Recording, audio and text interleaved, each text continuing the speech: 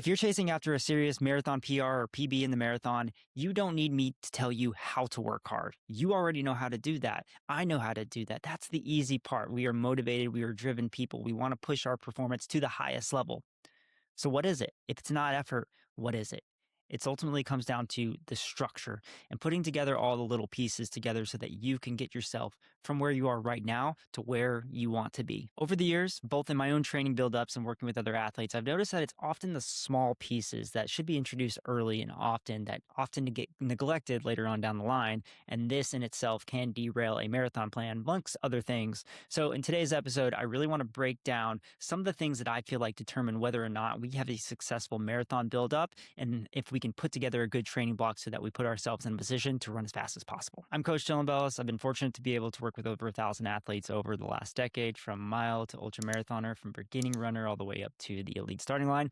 I'm a 216 marathoner myself and a certified tryhard in just about every single thing that I do in my life. I hope you guys enjoyed the rest of this video. I hope you guys enjoyed this channel. If you do, please do consider subscribing to the channel. It does make a difference, especially for small time creators like myself and someone who is trying to push out more quality running content just like this to you. All right, let's get on with it. First structural point that we need to talk about today is simply being ready to train. Where are you at right now as you are entering this thought of training for a marathon? Are you coming off of another race? Are you coming off of an injury? What do you have planned in your life? Are you traveling a lot? Do you have a newborn? Is it the summer and you have a lot of plans for your family and trips?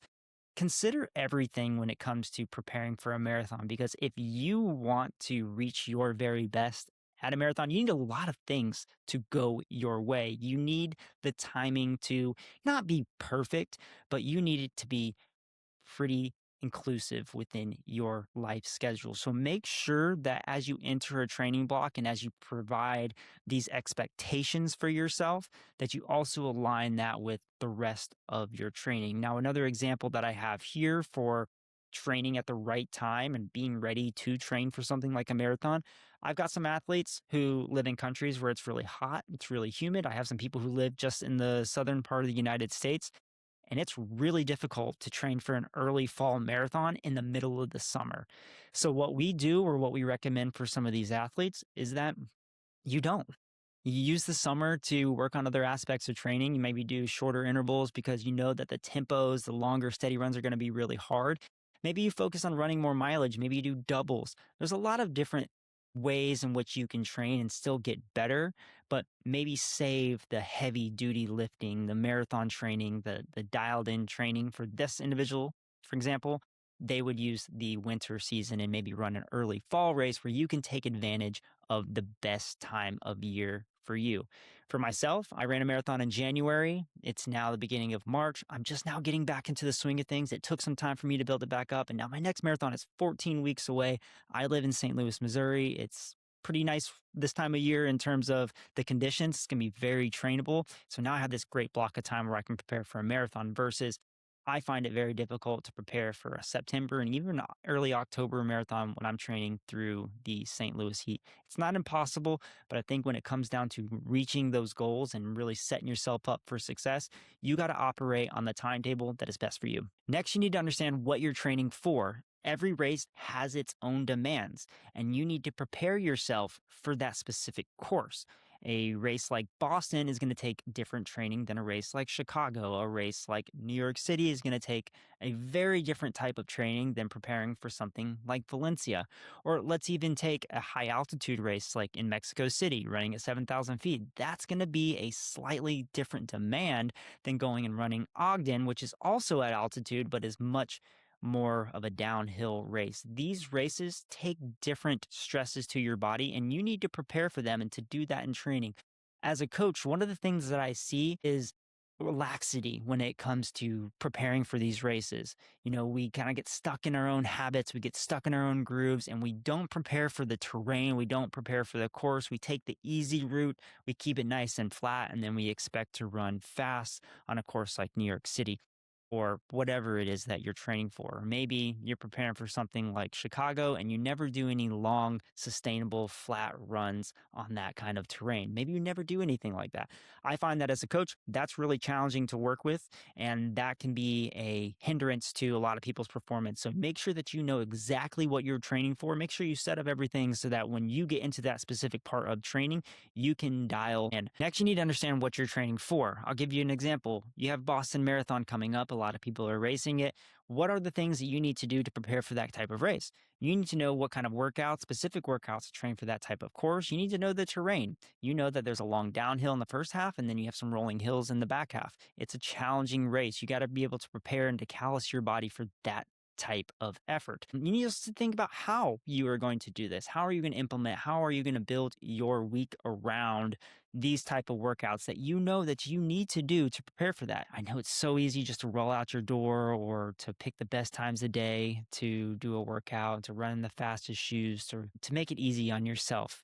We live in a world where we often have the time to control that, and it's easy to pick that direction. But know the demands of your event and make sure that in your training, you are preparing for that to an absolute T. You need to know what kind of sessions you're doing. You need to know what kind of volume that you need to do prepare for that. You need to know what the course demands, the conditions demand. Be prepared mentally that you could experience a wide variety of days, and just know how you're going to approach that if and when that day arises. So note it all down, plan for it all. Now you're going to want to make sure that you have some type of plan of action or a schedule put into place. You can work with a coach, you can read off a book, you can create the programs yourself. That doesn't matter so much to me, but what does matter to me is that you periodize your training so that you are not rushed or crammed or feeling like you have to punch the air, force the fitness to get to where you want to be. I think it's a great idea as you're putting all this together. Definitely take inspiration from others around you. Definitely take inspiration from the things that you read and things you find of interest that you feel like you can apply to your training, but make sure that you are applying this and focusing on yourself. I think it's a bad idea for you to flip your training on its head entirely. Every block builds on the next, and I think going into a completely different training regime can be something that is abrupt and oftentimes takes a lot of time to adapt to. I've certainly noticed this. It always took me like 2 years or so to really settle into a groove with the coaches or the programs that I was working with, whether that was in high school or college or as a post-collegiate athlete. It takes time to these things. So if you're going to apply new strategies to your training, add them in small doses. Make sure that you're not doing it all at once. I think it's good to add and to support what you're doing, but don't erase everything that has gotten you to this point right now. And this leads me to just focus on yourself. Try not to get drawn in by those around you, and know that every single build is different from the last. Where you're coming into this one is different from the one last year, 5 years, or 10 years ago. I'm certainly trying to remind myself from that. And I find that from time to time, I am looking back and comparing where I was. And honestly, it just doesn't add up as much. I was able to do workouts that I could do at 20 years old, that I have trouble doing today at 32, and yet I'm still running faster today. So these things don't always equal out. So yeah, do your best not to compare week to week. This does rob you of the presence of today. And even if you're coming from injury, if you're building back up, I think it's important not to just dwell on the past, but just to focus on here and now. There's a great coach who said that you should focus on three things. You should focus on how well did yesterday go and how well did you recover from that day itself. How is today going? How are you going to set yourself up for success from today? And how did today's workout go for you? And then how can you prepare yourself for tomorrow? If there was anything for you to focus on, like right here, right now, it's just those 3 days. Everything outside of that is outside of your control. You keep it small, you keep it controlled. That's it. Let's now get into some good stuff. We'll talk about mileage. Mileage is important. It's something that has helped me grow and improve every single year. And even at 32 years of age right now, and I'm someone who's run upwards of 115, 120 miles a week, I still feel as though mileage is playing a big role and a big component into my success. And generally speaking, I feel and I perform better when I'm running higher volume. And one thing that I'm trying to focus on right now, and I think that you should also focus on, is raising your overall average. What I mean by that is, we need to forget about those peaks. Those peak mileage weeks, those don't matter. But what matters is How many weeks can you put together at higher volume? 4, 6, 8, 10 weeks compared to a previous block or to where you were before. I know that I just talked about not comparing, but one way in which we can improve is, of course, doing more total work year after year. And mileage is a great way to track that. We want to improve our average. We want to be able to do more year over year. And I think this is something that's going to help you improve. Now, when you're doing this, just want to make sure that you do build in some of those recovery days or recovery weeks. So every 3 or 4 weeks, it's a good idea to bring things down from 10 to 20%. I think a lot of people find that this is most sustainable for themselves. I certainly did when I was entering the mileage category. Now that I've been training for a long time, I don't need that as much, but I do still take that from time to time. And one interesting twist here, and I think you might find this interesting, I'm actually trying a different type of program this time around. It's not the exact training, but it's a periodization. It's a structural program that we saw from Dina Castor back in the day, where she built her mileage by alternating weeks of higher and moderate intensity. So for me, this might look like something like going to 100 miles a week down to 80, going to 110, 90, 120, 100, 120, 100. And this is a way where I can really try to run more volume than I've ever run before, but make sure that I'm almost building in some lighter weeks in there so that I can recover from those really high, stressful super compensation weeks. I would encourage you to maybe try to do some type of buildup like this as well, and try to avoid that habit of just running high volume and then just keeping it the same level for long periods of time, especially if you're someone where you are ignoring all the signs that kind of pop up when you get hurt because you're too focused on the graph itself. Not to take away from those that who do like to train that way, because I have athletes that I do keep nice and consistent across the board. I just say beware of the signs that come with things like obsession, because obsession and hard work in this sport do tend to cross over. And if we ignore the signs of our bodies and we lean more into the obsessive piece, then it becomes an unhealthy habit. The reality is that you don't need to run an exact mileage every single week. It's okay if it varies a few miles here or there. That's totally fine. That's not too much of an issue. So give yourself a nice range and, again, raise the overall average of what you're doing. I found that this to be extremely effective and one of the easiest ways that runners like yourself, runners like myself, can make improvements every single year. All right. So if you're going to run a lot more miles, you're going to build that up, you're going to do more than you've ever done before, you need to make sure that you're also eating your mileage. It's something that I find that a lot of very motivated and driven people tend to ignore or underestimate is that as you run more, as you expend more energy, your food intake also has to increase. And of course, improper fueling can often lead to really poor recovery, flat workouts, and increased injury risk. And of course, if you go even further, you run into issues like Readiness or other energy deficit issues that come along with running and not taking care of your body.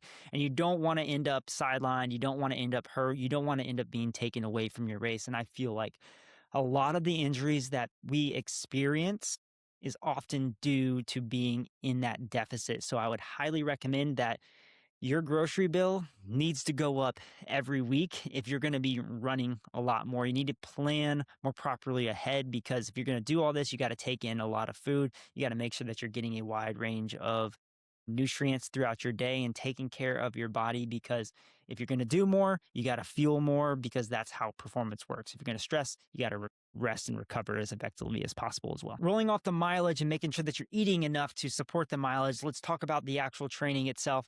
I find it really important that as you're going into a marathon block that you train the extremities. It's really easy for us to say, hey, this is my marathon pace. I need to train this and prepare for this as specifically as possible.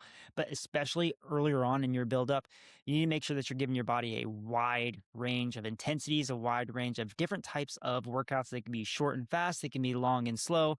I think that doing this is a part of the general phase of training that helps support those next phases. If you don't do that proper base to train some of the physiological benefits that come from shorter, faster, longer, slower, then you lose those benefits and how they support things like sustaining a marathon for a long period of time.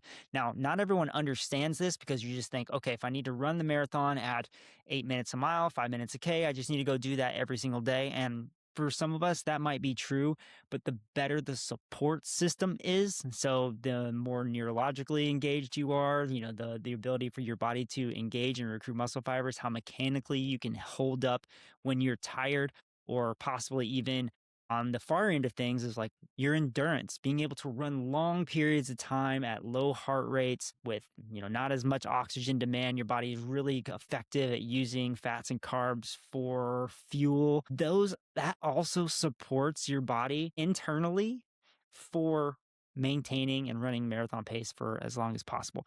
So make sure that you are taking a time to periodize your program to train this, to train the extremities. These are not going to be the fastest workouts. They're not going to be the flashiest. They're probably going to make you feel like you're a little bit out of shape because you haven't been doing that, because it seems like you're not training as hard, because it doesn't look like the workouts that you were used to doing in the marathon block matters. This is a part of the program. So you need to make sure that you're doing all this. It's also good to include a lot of variety within your training, doing some track sessions, doing a lot of threshold training with some threshold blocks of work, doing workouts on flat, on dirt, on rolling terrain, long uphill climbs, doing different surfaces, running in different shoes. Having a high degree of variation is a critical component of staying healthy, for one, but also exposing your body to different amounts of stress, and your body responds to stress. If you just give it the same thing every single week for months on end, you can only expect so many results. So if you can kind of get different stress to your system constantly, especially in the earlier phases where you don't need to be so direct, I think you'll find that you stay healthier, you'll stay fitter, and your body will be able to prepare itself for that marathon specific block. Remember that as you're doing more work, training for something like a marathon, or you're thinking about training for this marathon, you need to understand fatigue and the role of fatigue, and how this is going to play or have an impact on how you feel on any given week. Now, as you're running a lot, as you're building, you're climbing up, you're going to start getting tired. If you do workouts the next day, sometimes you don't want to get out of bed. You got to go for an easy run. Sometimes those are the hardest days of the week. Personally, if you ask me, I really struggle on Mondays, the coming off of a Sunday. I also struggle on Saturdays because I usually sleep in a little later and I just kind of want to relax and hang out all day. Those days are really challenging for me to get out. Those 8 miles feel harder than the 20 or 22-mile runs that I do during the week. So what I'm trying to tell you here is just expect this type of fatigue and expect how you are going to balance this out. Because a lot of people, they want to train the same every single day. They want to make sure that their easy runs stay within a certain range. They want to make sure it stays in a certain pace. But what I encourage you to do is understand how the dynamics of your week looks. So for me, let's just say I do a Tuesday workout, a quality session. My Wednesday is going to be really easy. I'm going to run that super slow. And then Thursday might be just another regular run. Friday is another quality session. Saturday, because I did something faster on Friday and I'm sandwiching that in between my long run, again, another easy day. And as you run more volume, as you push your bodies to higher extremes, you are going to run a little slower for your easy days. Your body's going to need that. And that's okay. That's a kind of the opposing end of this all. The more you run, the slower your easy days have to be to support the fact that you're doing all this volume. If you're more of a moderate or low volume person, yeah, of course, you might be able to crank out fast run, easy runs all the time. But as an example, I used to run 6-minute miles all the time. I used to do that like clockwork, but I was only running 30, 40, 50 miles a week at that point. Now I run anywhere from, probably 60 or 70 at the lowest, all the way up to 110 recently. And the more I run, the slower those easy days get. They drift from 6:30 when I'm really fresh, sometimes to 7:30 or 8-minute miles, sometimes even slower, especially for those early morning warm-ups and cool downs. So think about it like this. When you look in and you're planning out your sessions, the harder the training session is and will be, then the opposite of that will be true. You'll need to take it easy for the next couple of days. Recover, soak that in, just go out, put something in your ears, go run with a friend, take it nice and easy, jog around. It's not a lesser day. I promise you that. One of the mistakes that I made early on is just thinking that, hey, I got to go get the most out of these easy days. But the best thing that you can do for your easy days, take it easy.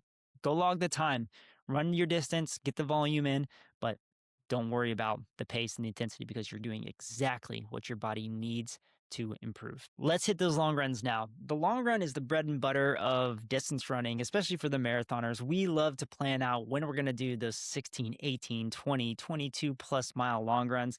It makes us feel good. We like to do that. And for a lot of people, they associate with running a long distance with the marathon. Of course, right? You got to be able to run a long time or prepare your body to run a long time to be able to successfully run the marathon. There's absolutely no doubt about that. But you know how I was talking about the peak week doesn't matter so much. That one run that you do, if your one run is just over 20 miles, that in itself is not inherently better than, say, doing 4 18-mile runs. Just because it has a 2 in front of it, it doesn't make it any better, really. Sometimes it could even be worse. Those extra 10, 15, 20, 30 minutes can be the straw on the camel's back. It can be the thing that breaks you. It could be the thing that you don't recover from before your marathon. It's important that you don't lose sight of that. The mileage matters, building up your body to experience that tolerance matters. And after a certain point, this is my biggest takeaway here. Easy long runs are not specific to the marathon. After you've built your body up to be able to structurally face the demands of the distance, just going out and slogging another long run for 2, 3, 4 hours on a weekend, that's not going to help you run faster. What is going to help you run faster, and this is the one thing that I have found to help me improve my marathon time, is to then begin adding in quality within those long runs. For, I'd say, 75% of the people that I meet and that I work with, they've never done this. And this is great because this offers so much potential to get better, to get faster. So one way in which we can improve and start to bridge that gap between our long runs and our race is now to begin throwing in some threshold or some marathon pace work within the long run itself to then help us get closer to meeting the demands of what race day will provide. Your easy runs, they're the starting point, but eventually you need to practice running faster when you're really tired. You need to run pace while you're fatigued. You need to have structured stress built into the mix. You need to have race specific segments. These are what's going to help prepare you for the marathon, especially for the advanced athlete. There's always exceptions to this matter, and there are different things that will help people get from one thing to the next. But at the end of the day, it's not necessarily about how far did you run for your long run, how long was your long run. It should be how much quality did you do for that long run.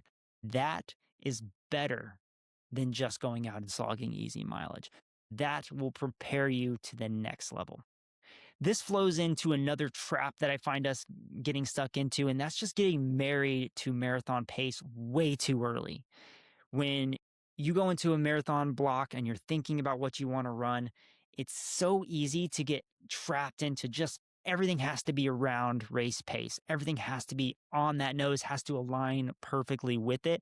And I find that if you put too much time doing specific work too early, you're going to find it really hard to extend that and to do more of it later on. That's why I like to have the balance of some of the extremity work early on, because it makes marathon pace feel a lot easier and it allows you to be able to expand on that in the more important phases of training. So sometimes while I will build in marathon training or marathon pace into every part of a cycle, I want to make sure that it's not the main emphasis from day one, because what you'll find is you go out and do like a 4 or 5 mile tempo and you're like, oh man, like that was marathon pace. I'm never going to be able to do that on race day. Well, the good thing is that you won't have to do that. And we're not trying to lower your confidence. We're trying to make sure that we build up that system to then expand so heavily on it in the specific phase that you have a ton of confidence because you've done the endurance work, you've done the speed work to help support that. My marathon pace is 5:11. That's what I need to run 2:16 for the marathon. That on paper sounds really daunting. And it's only 4 seconds a mile faster than I've ever run before, but like that's really hard. And if I think to myself, okay, I need to run 5:11 or faster for my workouts, that's going to get really daunting. I'm going to feel like I'm forcing that sometimes. And that's not going to be the best thing for me on that given day. So, what I recommend for you is that you open up the range, you train the stress, you train the ideal stimulus, that you go into a workout not with just a goal pace, but also a goal effort. That way, you have multiple avenues to determine whether or not you had a good day. I don't like hearing people saying they had a bad workout just because they didn't run fast. Sometimes you can have a good workout where it's nice and consistent. You hit the stress that your body needs without hitting the pace. And that's something that I do all the time. Sometimes I find it really difficult to run 5:10 pace, but you know what? I'll run 5:20 and it's the same effort. And yet here I am. I'm still performing on race day. I'm still running up to my best on par with anything that I've ever done before, even if it's slower. I have experienced so many times in my own running where the more that I focus on that goal pace and the more that I try to hammer it in, the more that it pushes back. Sometimes you need to run a little slower, to leave more on the table, to always finish a workout knowing that, hey, I could go an extra rep. I could do another mile or two. I stayed in control. I left something on the table. I would recommend that for you thinking about a marathon block, go into your training thinking to yourself, I'm going to push myself. I'm going to work hard. I'm going to get better, but I'm going to leave one out there. I'm going to leave that in there for race day. You don't want to feel like your back is up against the wall. If you do too much marathon pace work and you're just constantly hitting that over and over and over again, it becomes your limiter, it becomes your ceiling. And so anything faster than that just seems like it's just too much, that it's going to just completely, you're going to sputter out. You don't want that feeling. You don't want to be with your back up against the wall. There's strength in knowing there's something to give. Save that for race day because you want to give your 100%, not in a meaningless training session. You want to give it when it matters the most. Push yourself in training. There's going to be days where you're going to need to really work hard. And I'm definitely not the person to say we're always going to hold back. But as much as you can, 9 times out of 10, leave one out there. Our next couple points here are smaller, more supplementary parts of our training, but they're so easily overlooked. And I think that everyone should be doing them in their training. The first thing that we need to talk about is doing strides or hill sprints. I think it's so valuable to not skip out on those short speeds. I think we need to raise our speed ceiling. It helps us become more efficient, more economical. We can use oxygen more efficiently, have better mechanics, and this helps trickle up the chain. If you can feel really comfortable and fast and springy at 50 meters, 100 meters, 200 meters, whatever it is, I find that that translates really nicely to how do my mechanics feel at threshold pace? How do my mechanics feel at marathon pace? So introducing these speeds, they can be, well, I like to say, let's just say 10 to 20 seconds. And we do those 2 or 3 times a week. We do 4 to 6 of them, 2 to 3 times a week. It can be before a quality session. It could be after an easy run, at the end of a long run. Mix it up. Throw a lot in there.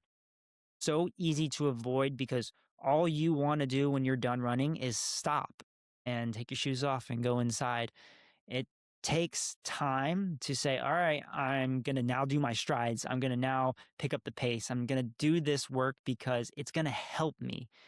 People don't see the benefit of doing only a minute worth of faster speed, but I promise you it's something that you will regret if you don't do them. And you'll probably look back and say, oh, I should have done my strides. I should have done this. They're so easy to add, and I highly recommend that you don't skip them out. The other piece of this is doing some type of gym or mobility work. When we talk about things like the marathon, we need to make sure that our body is durable, that we can hold up to the demands of the distance, the breakdown that's naturally occur. I think getting in the gym is definitely helpful in this manner. I also think it's helpful for preventing breakdown later in the race. One of the things that doing heavier lifting or doing plyometric work is in a gym is that it helps prevent that breakdown. It helps prevent that slowing down that happens at the end of a race. If you can be stronger, you can be durable, you can withstand the forces, withstand the fatigue of the distance, gym is going to make a huge impact on that. It might not make the biggest difference for a marathoner in terms of speed. There's some debate to that. But I do think that there's great evidence out there that does suggest that it helps keep you durable. And the other part of this is just making sure that you're doing some type of mobility work, some active dynamic stretching before, after you're running. This is just going to help to make sure that you're opened up, that you're getting access to your musculature, and that you're kind of getting yourself out of those unhealthy positions like I am right now as I'm sitting down, Running is naturally going to make you tight. It's going to make you a little bit sore. And so making sure that you are still getting access to those muscles. So you're building up durability there as well and increasing mobility so that you're not limited in your stride and putting yourself at risks or compromising positions because joints are locked, muscles are tight, and you didn't prepare yourself to run or to recover from that run. Now, to zoom out, I want you to see the entire block of training and understand that your race is not determined by one workout. It's not determined by that peak week or that peak workout that you did, that huge tempo run or whatever it is that you did that provided you a lot of confidence. You don't need that. You don't need that one workout to tell you where you are. You know, based off all the weeks, all the workouts, all those months of training that you put in, that one workout didn't really change that much. That one workout just showed you that, yeah, you were doing the right things. You are really fit.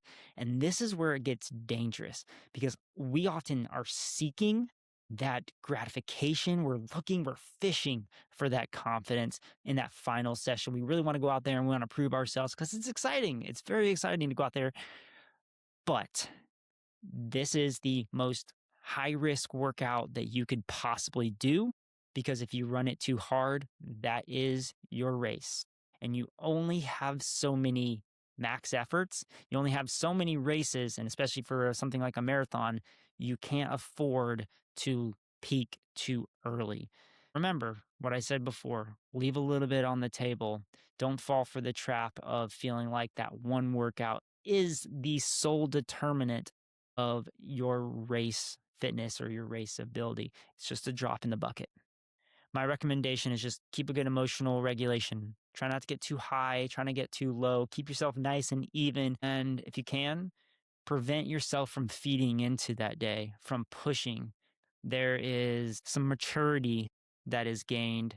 And I think it gives you a level, it gives you an edge on what you could do on race day if you don't feed into that. My next point here is off of discipline. We are really hardworking people, but sometimes we run into rough periods of time. We hit the snow, we hit the cold weather, we hit the heat. There's a lot of things that add up that just make us not feel so good and make us not want to get out the door. Or maybe we feel like we've overcommitted ourselves and we've run too much and it's hard to get out the door. If you talk to most professional or elite athletes or even people who are just going out there and grinding every day, they will tell you that they do not want to be there every single day. They don't want to go out for that run. I did not want to go out this morning. It is 35 degrees and rainy in St. Louis, Missouri. I really didn't want to go out and run almost an hour and a half of running, but I got out there. I try to turn my mind off for as early as I can. And then after a while, I knew I was going to get the run done. And I'm glad that I did right now. And I'm probably going to go for a run again this afternoon. But you can't rely so much on motivation because if you only run when you're motivated, then you'll probably only run like half the year. You got to be disciplined to it. If you want to be really good at running, you got to commit yourself to it and you got to do things when you don't want to do it. And that's just I want to call it a sad truth because I don't find that really sad. I kind of find that motivating in a way myself, but it is the truth. The people who achieve the greatest things in their lives, at least athletically, they go through periods where you have some highs and lows, but if you can keep things as neutral, you try not to get too high, try not to get too low, and just focus on doing the work, that makes a big difference. That's going to help you get closer to your goals, and it's going to feel really good. And that makes you really resilient and really tough as a runner. And I think that gives you an edge over other people. Now, if you do find yourself in a position where like, yeah, I just don't want to get out the door, I don't want to do it, I like the 10-minute rule. And what that is you just head out the door, go for 10 minutes. If it doesn't get better in 10 minutes and your mind doesn't change, then come back and call it a day. Get a rest day, wipe your hands clean, and move on with what you're going to do. That's totally fine. And then the last thing I just want to add on this is that it's okay if you miss a day.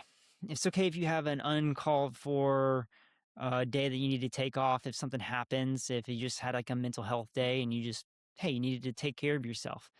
One day is fine, but 2 days is a habit. So if you just keep missing days, it's going to become a habit and then it's going to be easy for you to miss days. And then eventually you're just going to stop running, go and get off your training plan. You're going to cancel your program with your coach because you've lost that groove. And once you get off the groove, it's so much harder to get back in. So maintain that rhythm. If you want to miss a day, if you need to miss a day, take a day to yourself. Absolutely go for it, but do your best not to miss two. Writing off this, we need to be prepared to adjust. So there are a lot of things that are going to pop up over the course of a marathon buildup. You have injury, you have illness, you have travel, a lot of things, a lot of things. And we have these all, they're all unpredictable sometimes. Some of things are in our control, some of them are not. But what you can control is how you are going to react when these things hit you.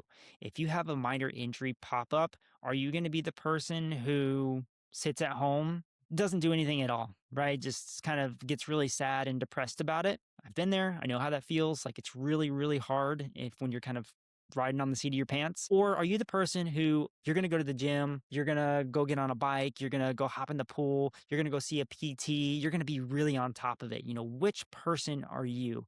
And if you're really motivated and you want to be really good at this and you have belief in yourself, you're going to be that person who's going to go to the gym. You're going to be the person who hops on the cross training equipment or does their rehab and seeks out a PT. So what I encourage you to do is plan for these ahead of time. Know what you're going to do if something's to pop up. If you get injured, how are you going to react to that? Where are you going to go and what are you going to do to try and replace the work that you can do in a healthy manner that you couldn't do running until you get back to that place? Are you going to have that PT or that chiro on your phone on call so that you can get right in and get yourself the help? Or are you not going to do that and you're going to throw in the towel? You have a choice in doing that. When you get sick, what can you do when you get sick? Obviously, you should not be pushing yourself out there to run too much. You should take care of yourself. Don't sit yourself any further back. And then again, when you're traveling, that's another thing. How are you going to keep up with your running? Are you going to try to do it all? I usually recommend that you don't. You try to scale back a little bit because most people say they're going to do everything and then they find that, hey, they're really tired. They can't do it. I have been there myself. I go in over ambitious and I end up doing like 75% of what I can do. So what you can do is plan ahead of that and try to do a little less that week and just focus on maintaining, because maintaining will get you most of the way there. You're not going to get better that week, but you're not going to get worse. So you can run right off of that week and get right back into training when you arrive. This is all just to say, have a plan in place. Think about these things before you're training for your marathon as you're getting into this block, because you don't want to make these decisions on the fly, because oftentimes we make the wrong decisions or they become emotional decisions and not logical decisions. I believe this sets us up really well for planning the travel before race day and setting yourself up for a great race. I am of the belief that you need to get there at least 2 days before. If it's an overseas flight, you probably need to get there even further. If you want maximal performance, you need to do your best to arrive early, to reduce the amount that you're walking, to try and get as much sleep as you can, and to settle in and kick back and relax before your race. It's a bad idea to fly in the night before. Even if it goes well for you, I don't think that this is the way to go. Travel is going to affect anyone, whether you know it or not, whether you feel like you feel it or not. If you put all this time in, put all this effort, this energy into this race, I feel like it's only fair for you to give yourself time at that event. You might have to get an extra day off of work. You might actually have to not enjoy some of the pre-race expo fun that is there. If you care about your race, you'll keep off your feet, that you'll get there early enough to where you can hang out in your hotel. It's going to be nice and boring, but this is what it takes. This is what it takes to be good. This is what it takes to reach your goals, and you can have fun after the race. Last thing I want to talk about here is mental training. We know that a part of the equation of running well is being strong mentally and having, that grit to push. And there's a lot of different ways in which we can open up that reservoir. We can have a bigger battery to have that mental fight. Of course, there are things like meditation. There are things like breath work, therapy. These are all things that I found really helpful. Also, as simple as reducing screen time around workouts, around races. These are also ways to help open up more mental headspace for when things get hard. Personally, I find that for any hard run or any hard race, I'm never wearing anything in my ears. It's just more information. And to be honest, I'm not allowed to use that stuff in a race or I'll get disqualified. Any extra information, any feedback going on there is taking away from your performance, is taking away from your ability to listen to how you're feeling and to adjust to that and to take and eliminate some of those negative thoughts that go through your head. This is a very challenging part of the sport and something that we will always be working on. And you may never get it completely right, but it is improvable. I found that even using a simple app like Headspace, I used another app called Waking Up for a long time, just by doing 10 minutes a day.